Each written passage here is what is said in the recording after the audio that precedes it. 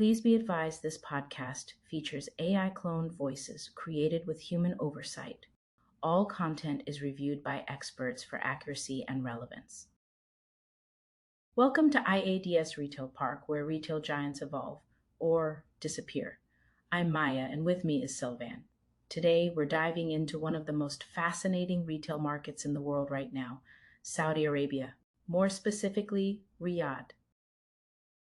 Now, Selvan is the managing director of the International Association of Department Stores. He returned from Riyadh with a first-hand look at the malls, the shoppers, and why department stores are sitting out what might be the most exciting retail market in the world. Selvan, thanks for joining from behind the scenes. Thanks for having me, Maya. It's always fun switching sides and bringing these stories into the spotlight. All right, let's get straight into it. Saudi Arabia's retail market, a cool $270 billion and climbing. You described it in your piece as a landscape where malls are evolving fast.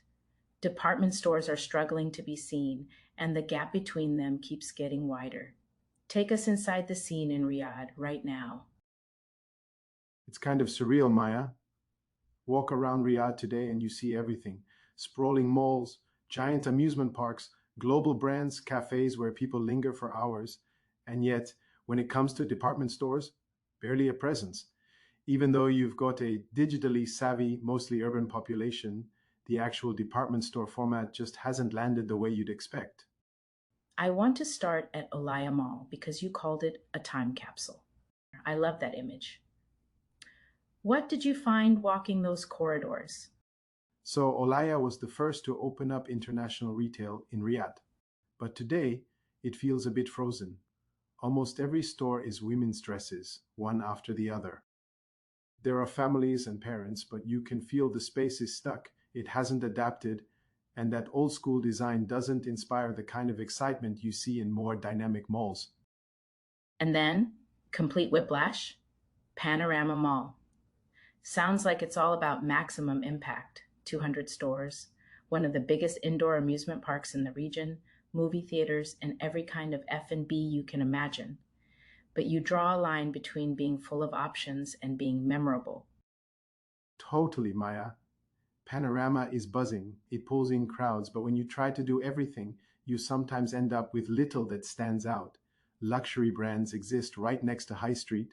Teens are going to movies, parents to Sparkies, and luxury shoppers have to wind their way around the commotion. It's exciting, but there isn't that feeling of discovery, more like organized chaos. This helped consumers understand exactly what impact their purchase decisions were making. You actually said in your piece, distinction becomes dilution. That takes us to Nakheel Mall, which you describe as the opposite, deliberate design, curated stores. Even if there are some empty units, it's got a point of view. Nakheel was a breath of fresh air. Wide walkways, smart zoning, little surprises around corners.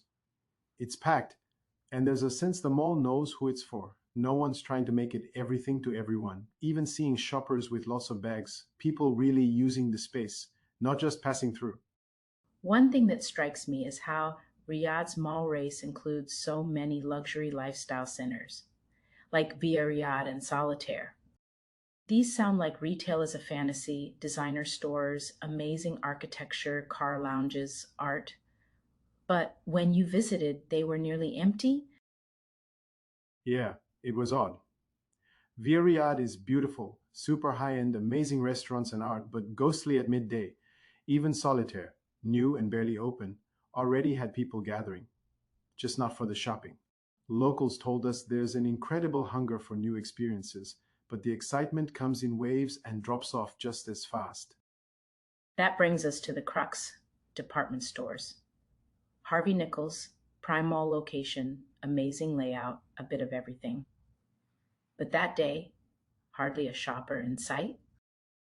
That's right. The store is visually stunning, curated, and offers a mix from fragrances to ready-to-wear, local designers to athleisure. But it felt more like a beautifully maintained showroom than an active retail space. Staff were friendly but busy ironing garments out where shoppers should be. The discounts everywhere screamed, "We need volume," and that kills the aspiration. What about Al Rubaiyat? From your exclusive, sounds like it's halfway between a department store and a concept boutique. Different experience? Very much so. First, the security, which is immediately noticeable, bags left at the entrance. Inside, it's luxe but cramped, full of merchandise and sales staff on high alert. Customers felt managed, not welcome. It creates tension. Buyers can sense when services focus more on guarding inventory than building a customer journey. And both stores, instead of inspiring wonder and discovery, were leaning hard into discounts, tight security, and dense merchandising.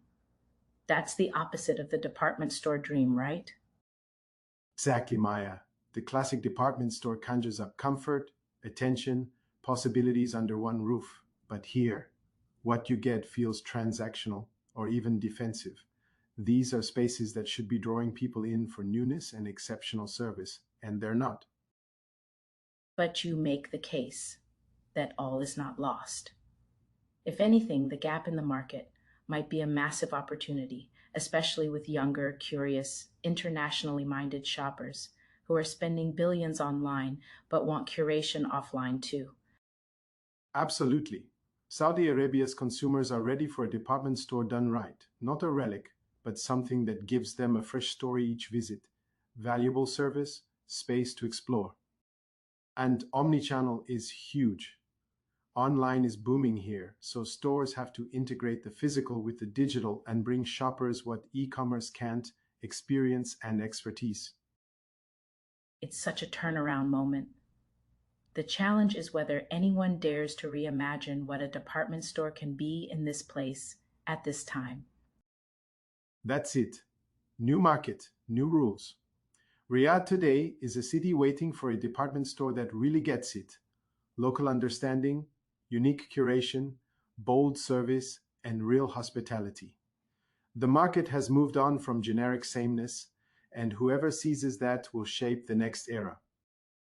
Selvan, hearing the lived details from your fieldwork gives terrain to the numbers we always read. For our listeners, if you want the full story and to see the IADS photo gallery snapping every mall, the links are in the episode description. Make sure to follow us on LinkedIn for retail playbooks you can use, subscribe to our Substack for new ideas and signals every week, and check out our new and improved website, where you'll find fresh research, global benchmarks, and a direct line to the new era of department stores. If you're listening and shaping retail strategy, Riyadh is the proving ground right now.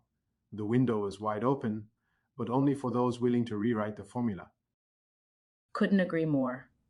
That's our show for today.